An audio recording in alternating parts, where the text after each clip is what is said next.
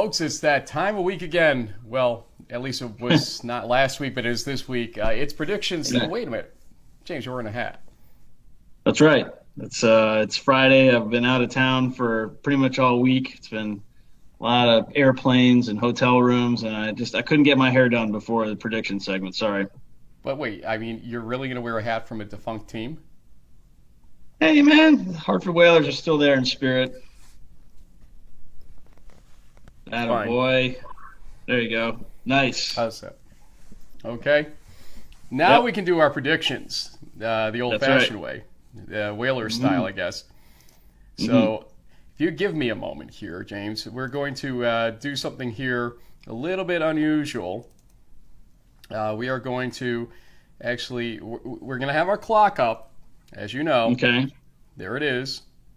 And we're also going to add the names of the games that we're going to be predicting. We're doing one per conference, or at least involving, a conference team in the interleague, interleague matchups I had the very first time. So Yep. I think you are just about ready. So am I here. And so let's get the music going. Let's get it started. And once you name the first game, and I think you got your list ready there, we will start the clock. So you ready? Yep. We're gonna go in conference sort of alpha order here and see how it goes. Go for it. Game one, Western New England versus St. Lawrence. Clock's moving. Western New England, St. Lawrence. That's an interesting game right there for the simple reason Western New England's coming off a big high, and, St. Lawrence is kind of coming off lows at this point. So I'm going to say Western New England will eventually put away St. Lawrence in this game 27-20.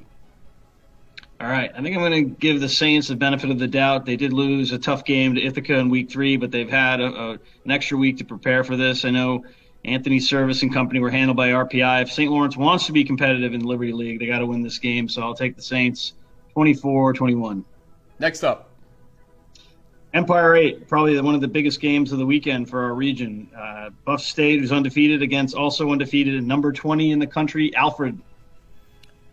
They're not on my ballot. They're not on Ryan Tips's ballot, apparently, either, from what we saw in Quick Hits this week on D3Football.com. Alfred just is not impressing me the way I thought they might. They won a lot of close playoff games last year. I think that might have been kind of showing us that they had some senior leadership and maybe have fallen off a little bit because of that senior graduation situation. So I'm going to say in this case, Buffalo State wins 21-20 in a close one. Yeah, I like your math there. I think Alfred, they barely squeaked by Ithaca in week 1. They took it to Rochester, but that wasn't, that impressive. I do think that Buff State is probably going to be the team here. I'll take them to win. Probably a higher scoring game, though, say 35-31. Okay, keep going. In the ECFC, Husson versus Endicott. Husson on a downer after having a 14-0 lead and looking like they were going to go up 21-0 against Western New England last week until a major fumble recovery. Endicott seems to have a pretty good balance this season in terms of being able to handle some teams. Took Hobart to halftime very close. So I'm going to say Endicott wins this game. Go Gulls, 28-22. All right, I'll do the reverse jinx here for Coach DeWall and company. Hoping I do think Husson probably has a little more senior leadership. Endicott's a young team, so I think the Eagles will pull out a tough defensive battle, say 24-17. Got to hurry. All right, Liberty League, Ithaca versus Hobart. Ithaca looks good right now. Hobart, they've got to start strong. This is where they've been having problems. Even against Shenandoah, they had some trouble in this respect. They started strong, then gave up the lead, basically, toward halftime. I think Ithaca actually wins this game 33-27. I'm going to take Hobart 31-17. I think the Statesmen are starting to get it together. They're probably going to have to run the ball more. It's supposed to be rain on Saturday. In the MAC, Albright versus Kings. I can't see Albright losing this game. They had a scare last week, obviously, in that 9-7 game against Widener. I think that they're going to do very well in this game, 31-14. Yeah, Kings does have that explosive quarterback and offense, so I think it might be closer than some expect, but I do think probably the Lions pull it out 31-21. 2:40 or so left.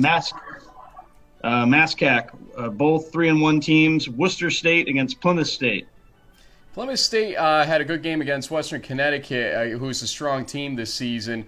Worcester State has not impressed me with the same, competition factor necessarily. So I'm going to go to Plymouth State on this one. 37-20. I had a cousin in the family go to Plymouth State, so go Panthers. I'll say they win 34-27. 2 minutes. In the new MAC. Yeah, in the new MAC, MIT against the Merchant Marine. It's too long to say. United States Merchant Marine Academy. I'm going to give it to them just because I had to say MIT has kind of been one of those teams that has not been the same since their playoff run back when. And so I'm going to give this one to Merchant Marine. Bryce Moore, you're going to give me 4 touchdowns in this game, and it's going to be 42-20 victory for Merchant Marine. I think this is going to be a shootout. MIT's quarterback is good with the long ball, and that could be chink in the Mariners' armor. I do think the Mariners can pull it out. I'll say it's a close one. Let's say 45-42. 2 left. Finally, in the end, Jack, Rowan versus Christopher Newport.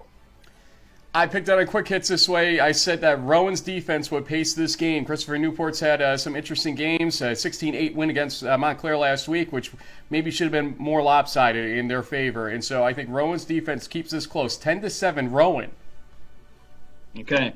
Finally, in the NESCAC, speaking of wait Hartford. Wait a minute. You got to pick. Oh, I got to pick? Oh, Rowan's going to win this game 17-10. Head nods do not count. I hate to tell you. NESCAC, go ahead. Hartford State against our friend Mark Raymond and company. Williams. I do think it was great the East have started off 2-0, but I think too much firepower from the Bantams. They'll probably win this one, say 35-21. Yeah, I agree with you. We were given the litany of people we know over at Trinity. Puzo is the quarterback last week. They have not given up a point. They do this game, but not by much, more than a touchdown. It's 42-7 in favor of Trinity. We have 20 seconds left. Name a random game when we put the graphic up. What do you think? Give me another NESCAC name if you got it. Forget it. You're going to run out of time. There's no way to do it. Yeah. Union versus Morrisville State. Pick one. Union. Really? I say most State, and there's our time.